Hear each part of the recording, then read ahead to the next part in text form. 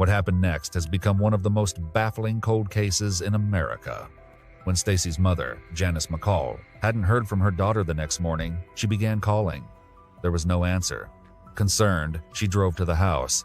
What she found was puzzling. The front door was unlocked.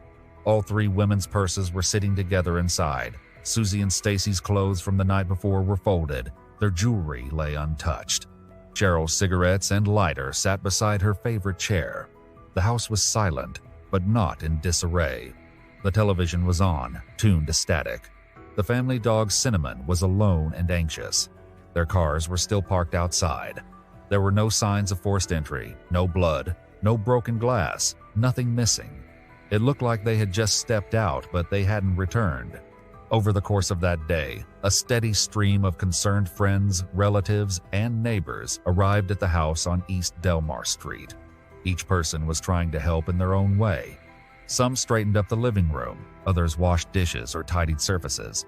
Doors were opened and closed, furniture was touched, floors were swept. None of them knew it then, but in their desperation to make sense of the strange absence, they were unintentionally compromising a potential crime scene. Vital trace evidence, fingerprints, stray hairs, or fibers could have been wiped away. Shoe prints might have been trampled. Objects possibly moved from where they had been originally placed.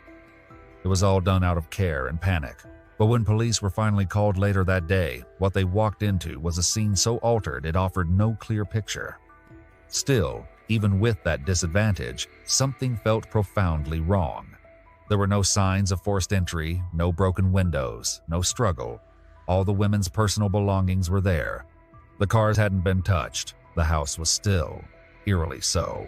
It didn't look like three people had run off.